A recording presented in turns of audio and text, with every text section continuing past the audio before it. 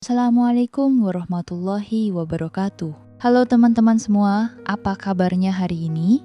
Semoga kalian selalu dalam keadaan sehat, penuh rezeki yang berkah, dan dilancarkan segala urusannya. Amin ya rabbal alamin. Selamat datang kembali di Cerita Ainun, tempat di mana kita akan mendengarkan kisah-kisah inspiratif yang penuh hikmah dan pelajaran hidup. Jangan lupa siapkan waktu santai, karena ceritanya bakal bikin hati kalian campur aduk. Hari ini aku mau berbagi kisah tentang seorang wanita yang pernah dihancurkan oleh orang yang paling dia percaya. 5 tahun hidup dalam keterpurukan, berjuang seorang diri membesarkan anak, hingga akhirnya dia kembali sebagai pemenang. Satu kalimat yang bikin merinding, aku pulang membawa kemenangan.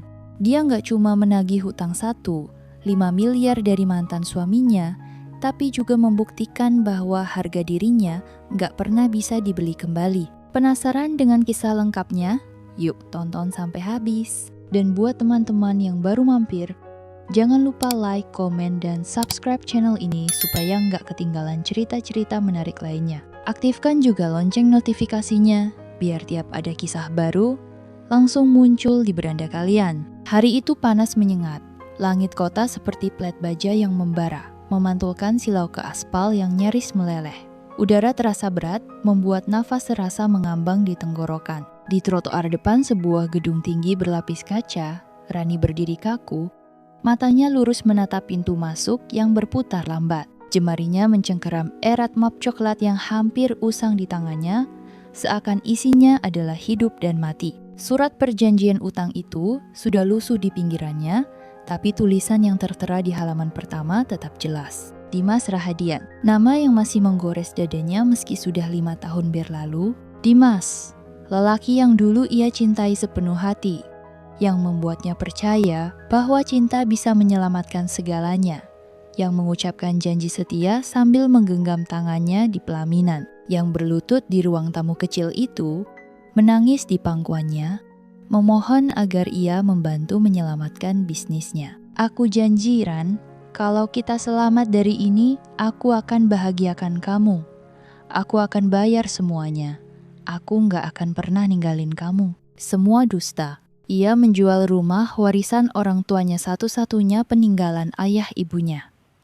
Ia berjuang membanting tulang, membayar cicilan utang-utang Dimas. Dan saat hidup mulai terasa menyesakan, Dimas justru pergi tanpa jejak, menghilang begitu saja. Tinggal Rani sendiri, dikejar debt collector, dihina tetangga, dipandang rendah keluarga sendiri. 5 tahun berlalu. Ia pikir ia sudah kuat, sudah sembuh, tapi hari itu kabar itu datang seperti tamparan. Dimas kembali muncul ke permukaan, sukses, kaya raya, dan akan menikah lagi dengan Alia Kusuma, putri bungsu keluarga Kusuma, pemilik bisnis properti yang merajai separuh kota ini. Rani menghela napas berat, keringat menetes dari pelipisnya, mengalir di sisi wajah, tapi ia tak peduli. Ia melangkah ke pintu masuk gedung itu. Gedung yang sekarang menjadi kantor pusat Dimas Rahadian yang digembar-gemborkan media sebagai pengusaha muda yang inspiratif, yang kisahnya diglorifikasi, katanya berangkat dari bawah hingga membangun kerajaan bisnis sendiri. Tapi mereka nggak tahu siapa yang bikin dia tetap hidup waktu dia nyaris tenggelam, pikir Rani getir.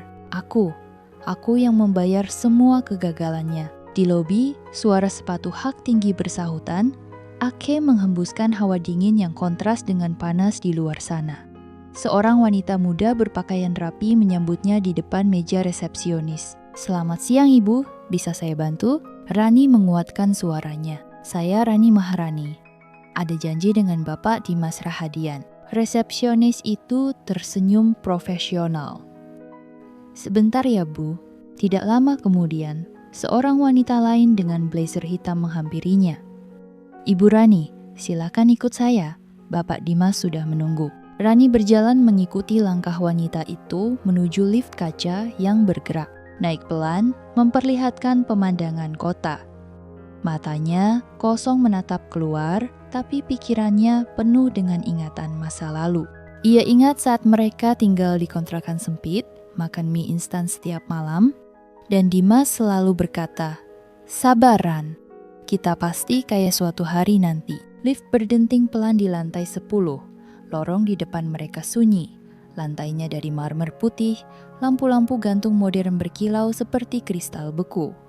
Mereka berhenti di depan sebuah pintu kayu solid. "Silakan masuk," kata wanita itu sebelum melangkah pergi. Rani menarik napas dalam, membenarkan pegangan pada map coklat di tangannya, lalu mendorong pintu itu perlahan. Di balik meja besar berbahan kayu jati, duduklah seorang pria.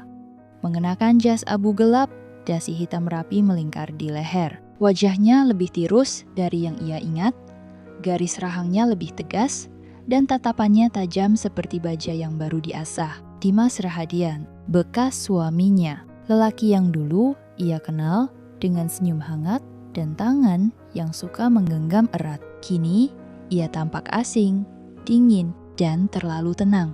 "Rani," sapa Dimas, seolah-olah nama itu ringan di lidahnya. Seolah mereka hanya bertemu setelah sekian lama, seperti dua kenalan lama yang tak sengaja bersua di jalan. "Silakan duduk." Rani menatapnya tanpa senyum. Ia menarik kursi di hadapannya dengan sedikit bunyi gesekan yang menciptakan ketegangan. Ia duduk tegak, kedua tangannya masih mencengkeram map. "Langsung saja," katanya pelan tapi tegas. "Kita nggak perlu basa-basi." Dimas menautkan jemarinya di atas meja, matanya mengamati Rani dengan tatapan datar. "Aku kira kamu sudah melupakan semua itu." Rani terkekeh kecil, dingin. "Utang sebesar itu? Jual rumah orang tua sendiri? Aku nggak setolol itu buat lupa, Dim." Ia menepuk pelan map coklat itu di atas meja. "Kita punya urusan yang belum selesai." Dimas menunduk, seolah berpikir, lalu menghela napas. "Aku nggak nyangka kamu masih simpan dokumen itu. Karena aku nggak lupa, dan aku nggak bakal diam lihat kamu berdiri di atas sesuatu yang kamu rebut dari aku." Mata mereka beradu pandang, tegang. Dimas tetap tenang, tapi ada sedikit ketegangan di rahang dan garis bibirnya yang Rani kenali. Dia gelisah, dan itu memberi Rani sedikit kekuatan. "Aku mau hakku," lanjut Rani pelan. "Aku nggak peduli bisnis kamu sekarang gede kayak apa. Kamu bisa nikah sama siapa. Tapi kamu sukses di atas kehancuran aku, dan aku nggak akan tinggal diam." Dimas bersandar di kursinya. "Kalau aku bilang aku bisa ganti rugi sekarang, berapa yang kamu mau?" "Ini bukan cuma soal uang," Rani balas cepat. Terus Dimas menantangnya. "Aku mau kamu hancur, sama kayak dulu aku dihancurkan." Keheningan menguasai ruangan itu. Hanya suara AC yang mendesis pelan. Rani berdiri. Ia merapikan mapnya, lalu menatap Dimas sekali lagi. "Aku nggak datang buat minta belas kasihan. Aku datang buat ngambil hakku. Dan aku akan ambil dengan caraku." Dimas tetap diam. Matanya mengawasi langkah Rani saat ia berbalik, meninggalkan ruangan itu. Tapi Rani tahu perang sudah dimulai. 5 tahun lalu, hidup Rani runtuh dalam semala. Hari itu hujan deras. Kilat menyambar langit hitam, membuat suara di luar rumah kontrakan mereka bergemuruh seperti perang yang tak kunjung usai. Rani berdiri di ruang tamu sempit, memeluk tubuh sendiri sambil menunggu Dimas pulang. Ia baru saja pulang dari puskesmas, kabar kehamilan yang ia tunggu selama 3 tahun akhirnya datang. Tapi kabar bahagia itu terasa menggantung di udara. Ada rasa was-was yang membuat dadanya sesak. Dimas pulang larut malam, bau alkohol samar dari napasnya. Wajahnya lelah dan matanya kosong. "Dim," suara Rani pelan, ragu, "aku hamil." Dimas diam, lama. Ia duduk di kursi reyot mereka, menyandarkan kepala di telapak tangan, napasnya berat. "Aku nggak tahu harus gimana, Ran," katanya akhirnya. "Apa maksudmu?" Dimas mengusap wajahnya, menatapnya dengan mata merah. "Aku udah gadai semuanya, termasuk cincin kawin kita. Aku juga jual rumah ini." Rani diam membatu. Rumah ini ia mencoba memahami. Rumah orang tuaku, warisan ayah dan ibu. Dimas menunduk. "Aku nggak punya pilihan. Aku pikir kalau bisnis itu berhasil, kita bisa beli lagi semuanya." Air mata Rani jatuh tanpa suara. Ia merasakan sesuatu dalam dirinya hancur seperti tembok yang retak dan ambruk dalam sekejap. Keesokan harinya, seorang petugas bank datang. Wajahnya datar, suaranya dingin. "Maaf, Bu, rumah ini sudah dijual oleh suami Ibu." Rani hanya mengangguk. Ia sudah tak punya tenaga untuk bertanya lebih jauh. Saat itu, ia baru benar-benar sadar. Ia sudah sendirian. Dimas menghilang keesokan malamnya. Tanpa pesan, tanpa kabar. Hanya menyisakan utang, perabot kosong, dan dirinya yang hamil muda. Tapi Rani tidak mati. Hari demi hari ia bangkit dari reruntuhan itu. Ia bekerja apa saja. Mulai dari membersihkan rumah orang, mencuci piring di warung, hingga akhirnya memasak untuk hajatan kecil. Ia memulai usaha catering dengan modal seadanya. Dari dapur kontrakan sempit, ia membuat nasi kotak yang perlahan dicari banyak orang. Rasanya enak, harganya jujur, dan pelayanannya cepat. Anaknya, Ryan, lahir sehat di sebuah bidan pinggir kota. Rani mengasuhnya seorang diri, menggantikan peran ayah yang seharusnya menggendong Ryan pulang.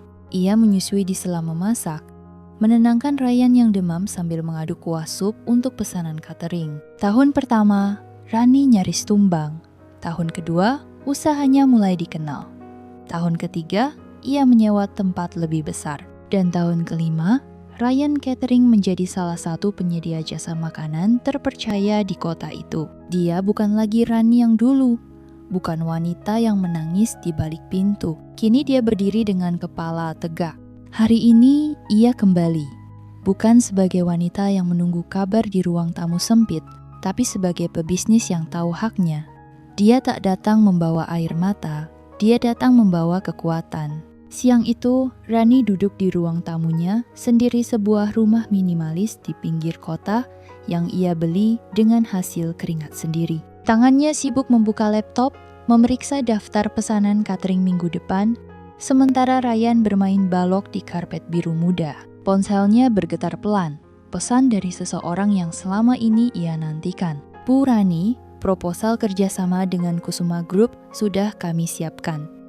Mohon konfirmasi jadwal meeting." Rani mengetik jawaban singkat. "Siap, besok pagi jam 10.00. Wajahnya tenang, tapi dalam hatinya ada perasaan aneh yang sulit dijelaskan. Bukan takut, bukan ragu, tapi rasa puas yang perlahan tumbuh seperti api kecil yang mulai menyala terang. Ia tahu Dimas ada di sana, di jantung bisnis keluarga Kusuma. Dan sebentar lagi, semua akan kembali padanya. Keesokan harinya, Rani melangkah masuk ke gedung Kusuma Group. Kali ini ia tidak sendiri.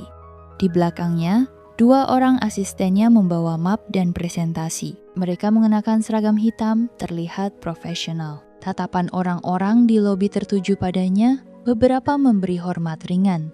Tak ada yang tahu siapa dirinya 5 tahun lalu. Hari ini, ia adalah CEO Ryan Catering, mitra utama yang sedang dalam tahap negosiasi besar dengan Kusuma Group. Di lantai 8, ruang rapat sudah disiapkan. Rani duduk di kursi utama, membuka laptopnya, lalu menatap layar dengan tenang. Pintu ruangan terbuka. Dimas masuk. Kali ini tanpa jas abu-abunya. Ia mengenakan kemeja putih, dasi dilepas, tampak santai, seolah ruang rapat itu miliknya. Wajah mereka beradu pandang. Dimas sempat terdiam sepersekian detik. Ada sesuatu di matanya, entah kaget, entah canggung. Tapi Rani tak berkedip. "Selamat pagi," sapanya datar. "Kita mulai meetingnya sekarang." Dimas duduk perlahan. Ia tersenyum tipis meski matanya terlihat waspada. "Senang ketemu lagi, Ran." Rani membalik halaman presentasi di depannya. "Aku gak datang buat nostalgia. Aku datang buat bisnis." Dan seperti itu, pertemuan pertama mereka sebagai 2 orang pebisnis dimulai. Tapi di balik proposal dan angka-angka, ada cerita yang belum selesai. Dan Rani belum selesai menagih semua yang dulu dirampas darinya. Jari-jari Rani pelan mengelus permukaan kertas itu, seolah bisa merasakan setiap seratnya, setiap huruf yang tercetak tegas di atasnya. Surat perjanjian itu bukan sekadar lembaran hukum, bukan sekadar angka-angka kaku. Ini adalah saksi hidup dari luka dan kehancuran yang pernah ia alami. Nominal Rp1, 500, 0,000. Pihak yang berhutang, Dimas Rahadian. Saksi, Anwar Prasetyo, dan Lilis Mariana. Materai 6000 tertempel di sudut kanan bawah, lengkap dengan tanda tangan Dimas Masih sama seperti yang ia kenal. Goresannya ragu di awal, lalu tegas di akhir. Rani menarik napas dalam. Ini bukan sekadar bukti di mata hukum. Ini harga dirinya yang 5 tahun lalu diinjak-injak. Dia sudah menyiapkan segalanya. Kuasa hukumnya, Pak Haris, sudah menyusun draft gugatan. Semua syarat formil lengkap. Kalau mau, minggu depan Rani bisa menyeret Dimas ke pengadilan. Nama baiknya akan hancur sebelum pesta pernikahan mewah itu digelar. Tapi Rani menahan diri. Dia ingin Dimas menatap matanya. Ia ingin lelaki itu merasakan beratnya membayar apa yang dulu ia anggap remeh.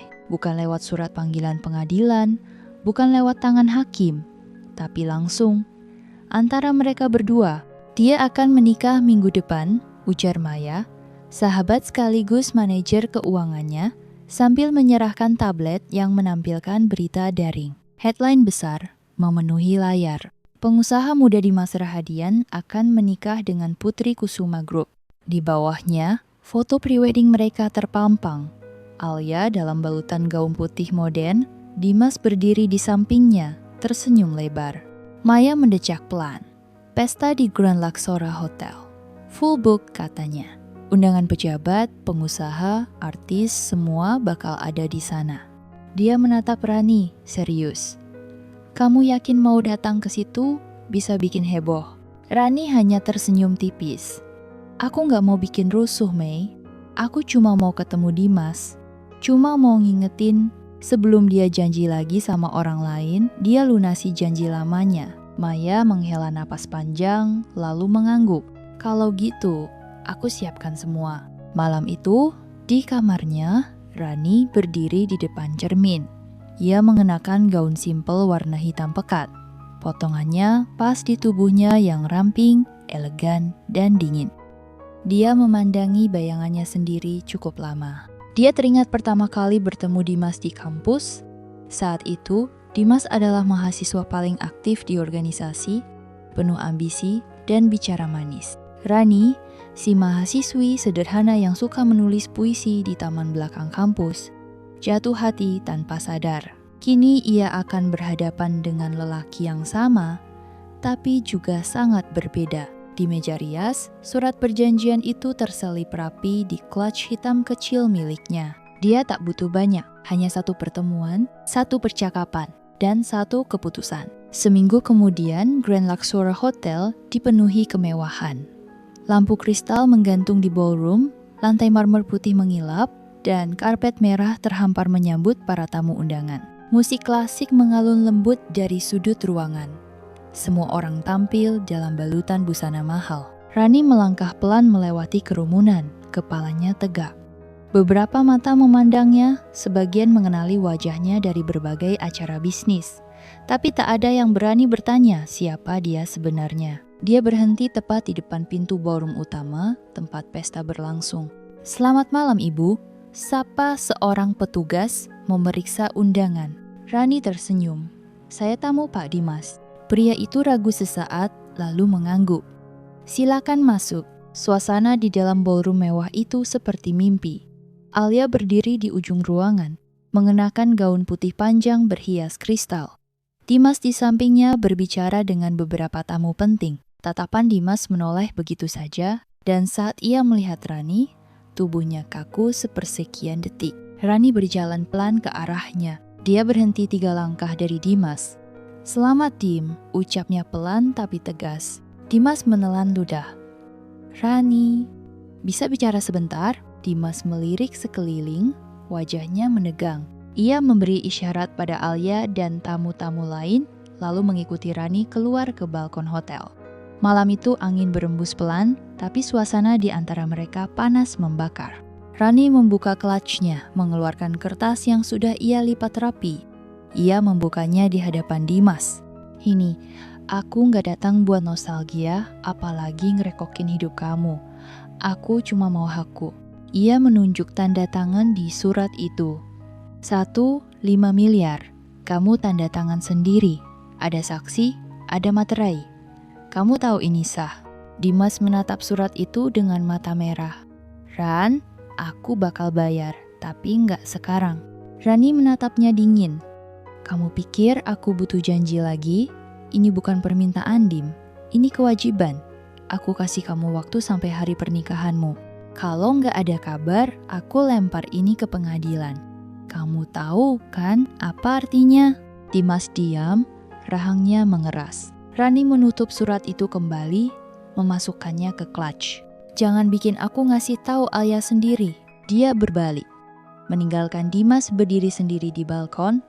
Wajahnya pias seperti malam kelabu. Rani melangkah pergi dengan tenang. Ini belum selesai, tapi kini langkah pertama sudah diambil. Langit sore tampak cerah di atas gedung Grand Luxor Hotel, sebuah tempat yang hanya bisa diakses orang-orang berkantong tebal.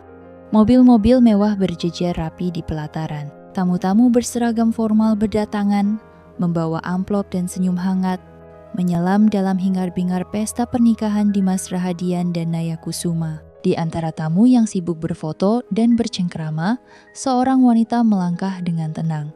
Gaunnya sederhana, berwarna biru tua, jauh dari kesan mencolok di tengah kemewahan pesta. Tangannya menggenggam erat tangan seorang anak laki-laki kecil, Ryan, yang berjalan patuh di sampingnya, sesekali menengadah menatap wajah sang ibu. Rani menarik napas dalam-dalam. Udara sore bercampur aroma bunga segar dari dekorasi pesta. Namun baginya ada bau lain di sini, bau pengkhianatan masa lalu yang siap ia tuntaskan. Bu, banyak orang, bisik Ryan lirih. Iya nak, jawab Rani lembut, membelai rambut hitam anaknya. Pegang tangan mama yang erat ya. Mereka melewati pelayan yang menyajikan anggur dan kue, melewati tamu-tamu wanita yang memandang dengan tatapan mencurigai, mencoba menebak siapa mereka. Tak ada yang mengenalinya. Dunia ini sudah lama ia tinggalkan, dan ia datang kembali bukan sebagai Rani yang dulu. Ballroom itu seperti istana. Kilauan kristal dari lampu gantung menggantung indah, karpet merah terbentang, dan di ujung sana berdiri panggung kecil dengan altar putih berhias mawar. Di sana Dimas berdiri tegap, mengenakan jas abu-abu berpotongan mahal. Senyumnya merkah saat menatap Naya di sampingnya, wanita cantik bergaun pengantin putih berkilau. Masih sama, gumam Rani, pelan namun dingin. Suasana berubah saat Rani mulai melangkah menuju altar. Tumit sepatunya memukul karpet dengan ketukan tegas. Bisik-bisik kecil mulai terdengar. Siapa itu? Undangan keluarga? Tidak seperti tamu. Lihat bawa anak. Beberapa pasang mata memperhatikan mereka, lebih banyak lagi mulai memperhatikan langkah wanita itu. Ibu Ratna, Ibunda Naya, yang duduk di barisan depan memiringkan kepala. Alisnya bertaut. Ia menoleh ke salah satu asistennya, seolah bertanya siapa wanita yang tiba-tiba muncul itu. Hening itu datang perlahan, seiring langkah Rani mendekat. Hingga akhirnya, Dimas. Suara itu keras, tegas, mengiris udara pesta seperti pisau. Dimas menghentikan geraknya. Ia menoleh, perlahan matanya melebar. Wajahnya yang tadi penuh kebahagiaan, kini seperti kertas yang dilunturkan hujan. Naya di sampingnya menyipitkan mata, heran dan mulai gelisah. Semua kepala menoleh ke arah suara. Semua mata kini tertuju pada wanita bergaun sederhana itu yang berdiri dengan gagah, membawa kertas di tangannya dan anak lelaki di sampingnya. Rani berdiri tegak. Ia mengangkat map coklat itu tinggi-tinggi. Tatapannya menusuk Dimas. Langit-langit ballroom terasa menekan. Bahkan musik yang dimainkan orkestra perlahan terhenti. Aku datang bukan untuk mengganggu pesta kalian, katanya, suaranya menggema di seluruh ruangan. Aku datang untuk menagih janji lama. Sesaat setelah kata-kata itu meluncur, ruang pesta seperti membeku. Tak ada suara, hanya detik jam yang terus berjalan. Lambat. Dimas berdiri diam, wajahnya kehilangan semua warna. Naya menoleh padanya, tatapan mata yang semula hangat berubah jadi keraguan yang tajam. Dim, siapa dia? Bisik Naya pelan, meski suaranya terdengar jelas di telinga tamu terdekat. Rani melangkah lebih maju. Kertas itu kini jelas terlihat, lengkap dengan tanda tangan dan cap resmi. Namaku Rani, 5 tahun lalu, aku adalah istri sah Dimas Rahadian. Suaranya lantang, namun tenang, seolah sudah ia latih berkali-kali dalam pikirannya. Naya menatap Rani, lalu menatap Dimas. Bohong, ucap Dimas pelan. Mencoba menggeleng, namun suaranya tak meyakinkan. Bahkan untuk dirinya sendiri. Aku nggak pernah, tidak pernah menikah, potong Rani. Matanya menusuk tajam. Lalu siapa aku? Siapa anak ini? Ia menunduk, menepuk bahu Ryan yang berdiri bingung, namun tetap diam. Naya mundur selangkah. Ia menggeleng perlahan. Kamu bohong. Kamu bilang kamu gak pernah menikah. Suaranya gemetar. Bilang semua ini cuma fitnah. Sekarang Dimas. Ibu Ratna ikut berdiri. Langkahnya penuh wibawa meski wajahnya menegang. Kami keluarga terhormat, Dimas. Bisiknya dingin. Jelaskan. Dimas membuka mulutnya lagi, namun lidahnya seperti beku. Ia akhirnya berkata pelan, aku bisa jelasin nanti. Setelah acara, Rani mendengus pelan. Ia melangkah lebih dekat ke altar. Setelah acara, setelah kau resmikan kebohongan ini, tidak. Kau harus selesaikan sekarang. Ia mengacungkan surat utang itu. Kau berutang 5 miliar padaku. Uang yang kau pakai untuk usahamu yang sekarang kau banggakan di media. Uang yang berasal dari rumah orang tuaku, dari warisan keluargaku. Dan kau pergi tanpa kabar, bahkan saat anakmu lahir. Tamu-tamu mulai ribut. Beberapa langsung mengambil ponsel, merekam kejadian. Suara desahan kaget, gumaman, dan bisik-bisik makin ramai. Dia punya anak, 5 tahun lalu, katanya dia bangkrut. Skandal di acara pernikahan mewah begini, Naya terdiam, lalu perlahan mengusap air matanya yang jatuh. Ia menatap ibunya, lalu berkata lirih, aku gak mau nikah, Bu. Aku gak mau. Tanpa menunggu persetujuan, Naya melepas cincin pertunangannya, melemparkannya ke lantai dengan dentingan yang menggema. Ia berbalik, berjalan cepat pergi, diikuti 2 bridesmaid yang panik mengejar. Ibu Ratna berdiri tegak. Ia menatap Dimas dengan jijik. Keluarga kami tidak butuh aib seperti ini, katanya tajam. Kamu memalukan. Setelah itu, ia pun menyusul putrinya. Dimas menatap kosong ke depan. Tubuhnya bergoyang seperti pohon tertiup badai. Ia menatap Rani, berusaha mencari kata-kata. Rani, maafin aku. Rani tidak menatapnya dengan belas kasih. Ia bukan wanita yang ia tinggalkan dulu. Bayar hari ini, atau besok pengacara dan polisi yang akan bicara. Ryan menatap ayahnya. Anak itu diam saja, lalu bertanya lirih. Itu papa? Rani mengangguk pelan. Dulu, jawabnya pendek. Tanpa banyak kata, Rani menggandeng tangan anaknya, berjalan tenang keluar dari ballroom. Setiap langkahnya adalah akhir dari cerita lama dan awal dari bab baru yang lebih keras. Dimas tetap berdiri di sana. Para tamu meninggalkannya satu persatu. Panggung megah itu sekarang kosong, penuh bunga yang layu dalam kemewahan yang sia-sia. Ibu Ratna menatap lembaran surat itu seolah-olah memegang sesuatu yang kotor. Jarinya yang berbalut cincin berlian tampak gemetar, sementara matanya mengikuti setiap kata yang tertulis rapi di sana. Materai merah, tanda tangan basah, stempel notaris. Lengkap, tak ada celah. Ini tanda tangan kamu, Mas. Suara Naya bergetar, lirih. Tatapannya pada Dimas berubah dari cinta menjadi kecurigaan yang mendalam. Matanya yang sebelumnya berbinar kini redup, mengeras. Dimas terdiam, napasnya memburu. Sekali lagi, ia mencoba mencari alasan. Kata-kata yang bisa menyelamatkannya dari pandangan tajam semua orang di ruangan itu. Tapi tak ada. Itu urusan lama, ucap Dimas pelan. Suaranya seperti angin yang kehilangan arah. Rani menghela napas pelan. Ia melangkah maju, tumit sepatunya berbunyi jelas di lantai marmer ballroom itu. Urusan lama? Ulangnya, kali ini dengan nada yang penuh penekanan. Hutang 1,5 miliar yang membiayai bisnis kamu, yang sekarang kamu banggakan di depan semua orang ini, itu urusan lama. Uang itu dari rumah orang tuaku. Rumah yang aku jual untuk menolong kamu waktu kita masih menikah.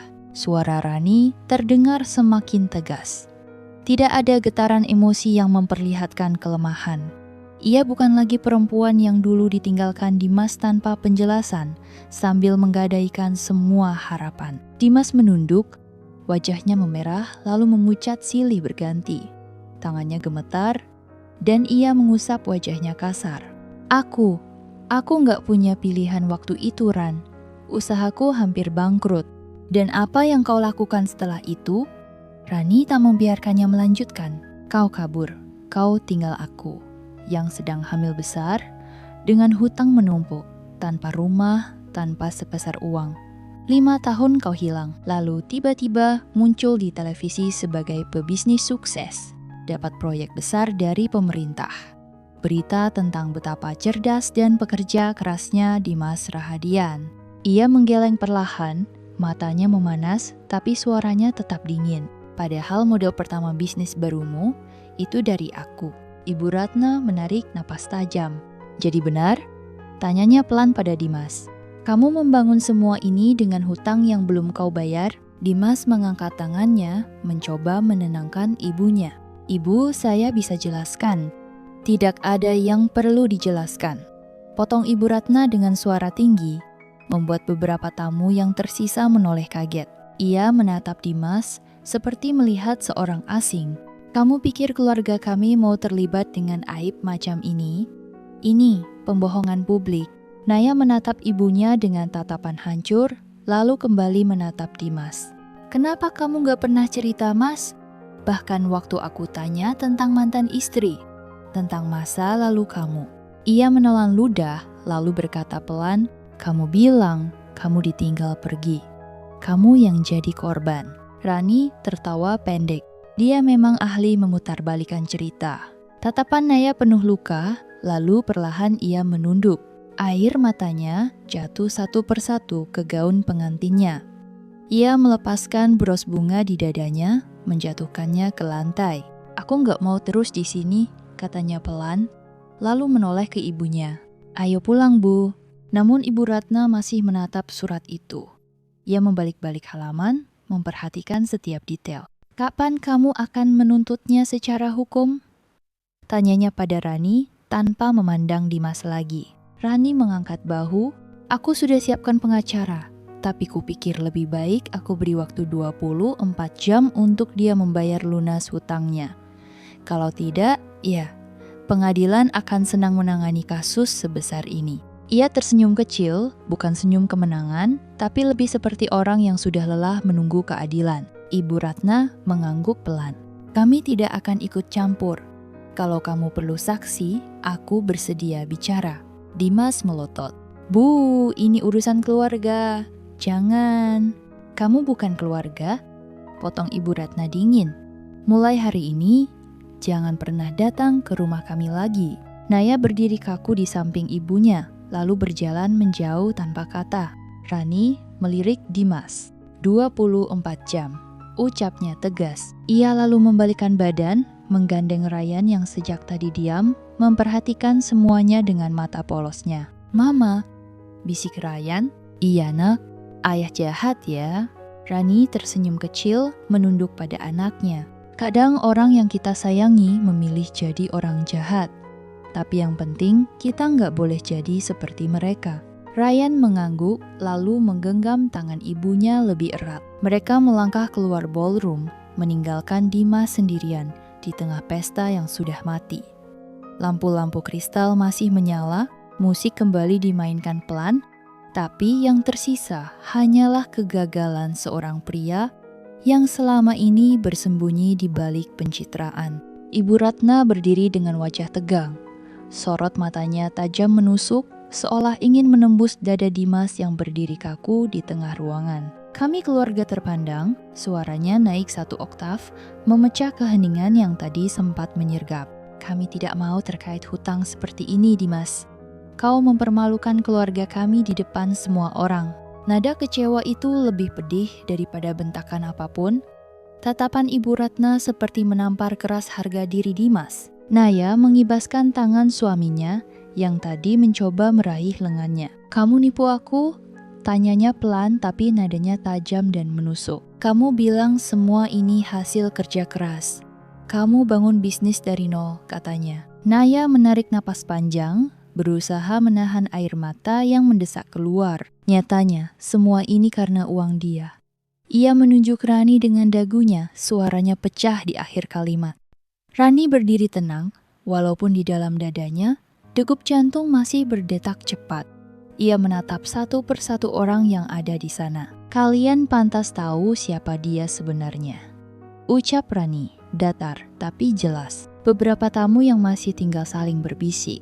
Ada yang diam-diam merekam suasana itu dengan ponsel mereka, mengabadikan drama yang akan menjadi bahan gunjingan masyarakat kelas atas. Tak ada yang berani menghampiri, tapi semua ingin menyaksikan kejatuhan Dimas secara langsung. Rani mengeluarkan satu bundel dokumen lain dari tas tangannya. Ia melangkah maju, meletakkannya di meja panjang yang dipenuhi bunga-bunga mewah. "Ini laporan lengkap aliran dana 5 tahun lalu," katanya tenang, "termasuk bukti transfer, bukti penjualan rumah warisan orang tuaku, dan kontrak pinjaman yang kau tanda tangani. Bukan hanya surat perjanjian utang, tapi juga bukti bahwa setiap rupiah yang membesarkan bisnis kamu berasal dariku." Naya maju 2 langkah, mengambil dokumen itu dengan tangan gemetar. Ia membuka halaman-halamannya perlahan, matanya membaca cepat. Wajahnya yang semula memucat kini merah padam. "Kamu tega sekali," bisiknya pada Dimas. "Selama ini kamu diam, kamu pura-pura jadi pahlawan, padahal kamu maling." Ibu Ratna menyentahkan napasnya. "Cukup," serunya keras. Ia menatap Rani lekat-lekat. "Kalau apa yang kau katakan ini benar, aku tak bisa membiarkan putraku menyeret keluarga kami lebih dalam lagi." Dimas seperti orang linglung. Keringat membasahi pelipisnya, bibirnya gemetar. "Bu, aku akan bayar dia. Aku janji, aku akan lunasi utangnya. Tapi jangan begini caranya. Jangan rusak semuanya di depan orang banyak." Tapi Ibu Ratna sudah melangkah menjauh. Ia meraih tangan Naya, menariknya pelan. "Kita selesai di sini," ucapnya singkat. Naya masih diam di tempat, menatap Dimas untuk terakhir kalinya. "Sekarang aku tahu kenapa istrimu dulu ninggalin kamu," gumamnya lirih. Rani mendongak, suaranya datar. "Justru aku yang ditinggalkan." Naya menahan Isa. Ia mengangguk kecil pada Rani, lalu berbalik pergi bersama ibunya. Dimas kini benar-benar sendirian di tengah ballroom yang semakin kosong. Beberapa tamu mulai bubar pelan-pelan, beberapa lainnya tetap berdiri di sudut ruangan, pura-pura sibuk dengan ponsel mereka, padahal semua mata tetap mengarah padanya. Rani mengambil napas panjang. Ia mendekat, menatap Dimas dengan mata yang tak lagi menyimpan dendam, tapi juga tanpa ampun. 24 jam, katanya tegas. Atau besok pagi pengacara akan serahkan berkas ini ke kejaksaan. Dimas mengangguk kecil, pandangannya kosong. Aku. Rani mengangkat tangannya, menghentikannya bicara. "Aku nggak butuh maaf. Aku butuh tanggung jawab." Di luar hotel, udara malam terasa lebih sejuk. Ryan memegang tangan Rani erat-erat. "Mama hebat," ucap bocah itu polos. Rani menoleh, tersenyum tipis. "Mama cuma melakukan apa yang harus Mama lakukan." Mereka berjalan ke mobil, di antar pandangan beberapa wartawan yang mulai berdatangan. Beberapa kamera sudah diarahkan pada mereka, dan 1-2 lampu blitz menyala terang. Rani menghela napas. Ia tahu setelah ini hidupnya tidak akan sama lagi, tapi setidaknya kali ini dia berdiri di atas kakinya sendiri. Dan dia siap menghadapi apapun yang akan datang setelah ini. Naya menghempaskan bunga pengantin yang tadi digenggamnya erat. Mawar putih itu mencabik udara sebelum mendarat tepat di wajah Dimas. Kelopaknya beterbangan ke lantai marmer yang mengilap. "Kamu penipu," jerit Naya dengan suara nyaring, hingga semua orang di ruangan itu terdiam. "Keluargaku mau batalkan pernikahan ini sekarang juga." Tangannya gemetar menahan amarah, sementara gaun putihnya yang mahal kini tampak tak berarti sama sekali. Di belakangnya, Ibu Ratna berdiri kokoh, tatapannya menusuk seperti bilah pisau yang sudah siap mengiris. Keluarga kami tidak mau aib seperti ini menempel di nama besar kami. Suara Ibu Ratna tak kalah keras. Telunjuknya terarah pada Dimas, seolah mengusirnya dari altar yang baru saja dihias dengan indah. Pergi dari sini sebelum kami seret kau keluar, desisnya, dingin. Dimas tersungkur. Lututnya jatuh menghantam lantai keras tanpa ia pedulikan. Tangannya terulur ke arah Rani yang masih berdiri tegak dengan ekspresi tanpa belas kasihan. "Rani, tolong, jangan hancurkan aku." Suaranya serak, putus asa. Namun, tatapan Rani tak goyah sedikit pun. Ia menarik napas pelan, lalu menunduk memandang Dimas yang dulu pernah membuatnya remuk redam. "Kau yang menghancurkan dirimu sendiri, Dimas," jawab Rani pelan, namun tegas. "Aku hanya menunjukkan siapa dirimu sebenarnya." Suasana di ballroom itu makin kacau. Beberapa tamu sudah keluar sambil berbisik-bisik. Ada yang sengaja melambatkan langkah supaya bisa merekam lebih banyak momen memalukan ini. Kamera ponsel merekam tiap detik drama yang terjadi di pesta pernikahan yang kini berubah menjadi panggung kehancuran. Naya mencabut sepatu hak tingginya, melempar salah satunya ke lantai hingga mengeluarkan suara denting keras. "Kau pikir aku mau jadi istri penipu seperti kamu? Kau pikir aku butuh uang dari hasil tipu daya?" Ia menggeleng cepat, matanya memerah. "Kau bukan siapa-siapa tanpa uang perempuan itu," katanya sinis, menatap Dimas seperti melihat sesuatu yang kotor. Ibu Ratna menepuk bahu putrinya, kemudian menoleh pada Rani. "Saya tidak akan pernah lupa wajahmu. Kau telah menyelamatkan keluarga kami dari aib lebih dalam," ucapnya pelan. Walau suaranya lembut, jelas ia bukan orang yang mudah melupakan atau memaafkan. Rani hanya mengangguk kecil. Ia tidak butuh pujian, apalagi rasa hormat dari mereka. Yang ia mau hanya keadilan, dan hari ini ia mendapatkannya. Dimas masih terduduk lemah di lantai ballroom yang makin kosong.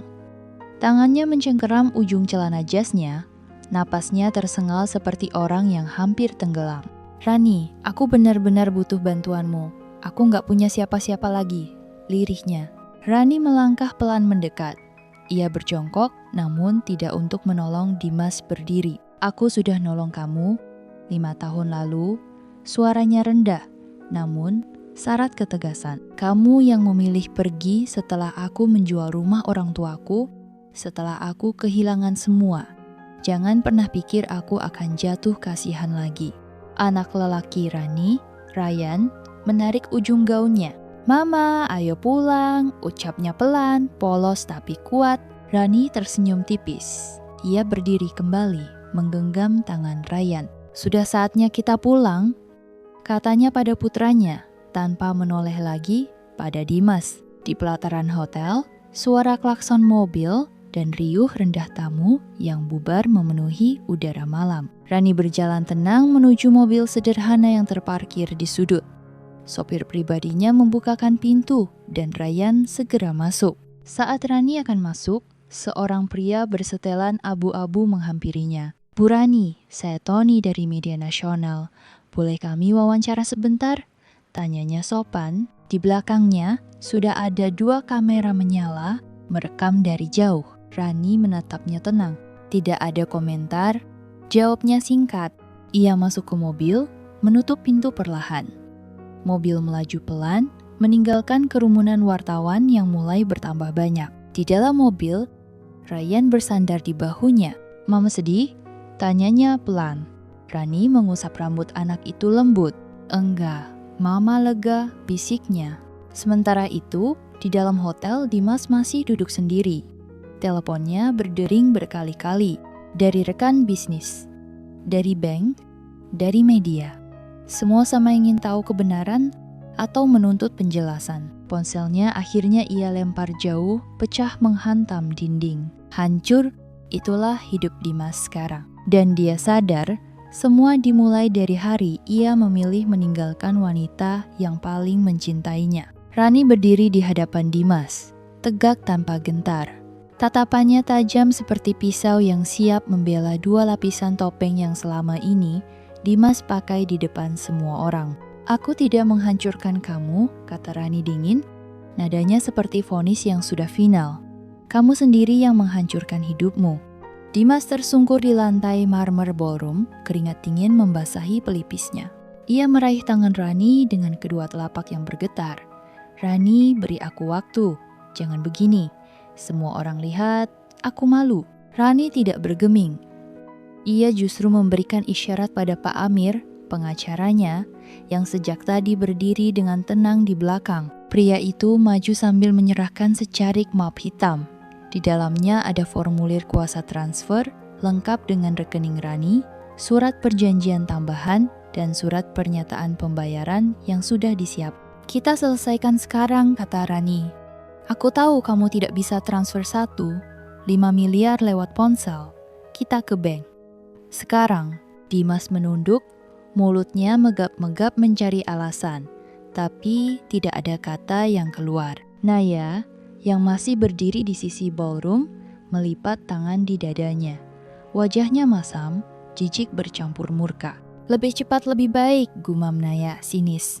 Aku mau ini selesai sebelum semua media gosip keburu datang. Setengah jam kemudian, Dimas, Rani, Ryan, dan Pak Amir sudah berada di ruang prioritas sebuah bank swasta di pusat kota. Ruangan itu mewah, penuh ornamen kayu jati, karpet tebal, dan sofa empuk. Seorang customer service senior menemui mereka. Setelah diverifikasi berkali-kali oleh petugas keamanan, Dimas duduk lesu di sofa, sementara Pak Amir menyerahkan berkas-berkas pada pihak bank. Nominal transfernya 5 miliar rupiah. RTGS masuk ke rekening klien saya atas nama Rani Prameswari, jelas Pak Amir singkat. Petugas bank mengecek saldo di akun Dimas. Saldo mencukupi, tapi Dimas terlihat menahan napas saat nominal itu muncul di layar monitor. Pak Dimas, mohon masukkan PIN pribadi untuk otorisasi akhir, ucap petugas bank sopan. Dengan tangan yang masih gemetar, Dimas mengetik PIN-nya. Lama, bahkan sampai harus diulang 2 kali karena salah ketik. Akhirnya, petugas itu mengangguk. Baik, transaksi sedang diproses. Akan masuk hari ini ke rekening penerima. Rani duduk di seberang Dimas. Ia memperhatikan setiap gerak-gerik mantan suaminya. Tak ada rasa iba. Ini adalah harga yang layak Dimas bayar atas semua pengkhianatan masa lalu. Dia teringat saat-saat dulu mereka tidur di lantai rumah kontrakan sempit, hanya beralaskan tikar lusuh. Dimas yang dulu memohon belas kasih, lalu menghilang di tengah badai utang, dan sekarang dia akhirnya membayar. Uang itu akan habis, Ran, gumam Dimas setelah semua selesai. Tapi harga diriku, aku nggak tahu apa masih ada. Rani menghela napas. Harga dirimu sudah kamu jual sendiri, Dim. Dan aku nggak ada niat beli kembali. Di luar gedung bank, Rani menggenggam tangan Ryan erat. Anak itu menatap ibunya dengan mata polos. Ma, tadi kenapa banyak yang lihat-lihat kita di hotel? Rani tersenyum tipis. Karena mama hebat. Jawabnya, lalu mengecup kening anak itu pelan. Mobil hitam yang membawa mereka melaju pelan meninggalkan gedung bank. Di dalam hatinya, Rani tahu ini bukan soal uang. Ini tentang menutup lembaran masa lalu yang penuh luka. Dia sudah menang. Bukan karena saldo rekeningnya bertambah, tapi karena dirinya sudah bebas. Di hotel, Dimas kembali ke kamar presidential suite yang kosong. Ibu Ratna dan Naya sudah pergi, begitu juga seluruh keluarganya. Ia duduk di ranjang luas itu, menatap ruang hampa. Ponselnya berdering, satu demi satu notifikasi muncul, klien menarik diri, kontrak dibatalkan, saham anjlok. Ia menutup wajah dengan kedua tangannya, tubuhnya berguncang. Aku akan bangkit, aku pasti bangkit lagi. Bisiknya seolah meyakinkan dirinya sendiri. Tapi untuk pertama kalinya dalam hidup, Dimas tak yakin ada jalan keluar. Langit sore itu berwarna jingga keemasan, seperti lukisan indah setelah badai panjang. Mobil hitam yang ditumpangi Rani melaju tenang di jalanan kota, meninggalkan gedung-gedung tinggi yang selama ini menjadi saksi bisu perjuangannya. Di sampingnya, Ryan tertidur lelap, kepala mungilnya bersandar di bahu Rani. Nafas anak itu teratur, damai, tanpa beban. Rani mengusap rambut hitam anaknya dengan lembut, seolah memastikan semuanya benar-benar nyata. Dia menarik napas panjang, merasakan udara hangat memenuhi dadanya. Ada rasa lega yang sudah lama ia rindukan, rasa yang dulu sempat ia pikir takkan pernah hadir lagi. Mobil berhenti di depan rumah sederhana tapi hangat. Bukan rumah mewah seperti milik Dimas dulu, tapi rumah ini dibangun dari kerja kerasnya sendiri. Setiap bata dan gentingnya adalah bukti perjuangannya selama 5 tahun terakhir. Ia turun dari mobil sambil menggendong Ryan yang baru saja terbangun, matanya masih setengah mengantuk. "Mama, kita sudah sampai," gumam Ryan pelan. Rani tersenyum mencium kening anaknya. "Iya nak, kita sudah pulang." Di dalam rumah, suasana terasa nyaman. Ada aroma masakan dari dapur, suara televisi dari ruang tengah, dan bunga-bunga yang Ryan tanam di halaman belakang mekar sempurna. Rani duduk di sofa, melepas sepatu, dan menghela napas lega. Pak Amir, pengacaranya, sempat mengirim pesan singkat bahwa semua proses administrasi dan hukum terkait utang Dimas sudah beres. Tidak ada lagi yang harus dikhawatirkan. Di pangkuannya, Ryan bermain mobil-mobilan kayu buatan tangan. Hadiah dari sahabat Rani yang juga tukang kayu. Sambil memperhatikan putranya bermain, Rani menarik sebuah buku catatan dari rak kecil di samping sofa. Itu adalah jurnal yang ia tulis selama bertahun-tahun. Setiap halaman penuh dengan rasa sakit, perjuangan, dan doa. Namun halaman terakhir masih kosong. Dengan pena di tangan, ia menulis, "Hari ini aku pulang membawa kemenangan. Bukan kemenangan atas orang lain, tapi atas diriku sendiri." Ia meletakkan pena itu pelan, lalu menatap Ryan. Anak itu menatap ibunya dengan mata berbinar, senyum lebar menghiasi wajah polosnya. "Mama hebat," katanya tiba-tiba. Rani terkekeh, mengacak rambut Ryan. "Kamu juga. Kamu kekuatan mama selama ini." Malam itu, Rani duduk di beranda, ditemani secangkir teh hangat. Angin bertiup lembut, membawa harum melati dari halaman. Ia mendongak, menatap langit yang bertabur bintang. 5 tahun lalu, ia berdiri di tempat berbeda. Hancur, sendirian, tak tahu harus kemana. Tapi hari ini, ia kembali bukan sebagai wanita yang dikasihani, tapi sebagai pemenang. Pemenang dari luka, pemenang dari dirinya sendiri. "Ayahmu sudah membayar kesalahannya," bisik Rani lirih sambil menatap Ryan yang tertidur di dalam kamar. "Dan kita sudah bebas." Esoknya, di dapur kecil yang hangat, Rani menyiapkan bekal untuk Ryan sekolah sambil mendengar dering ponsel yang terus berbunyi.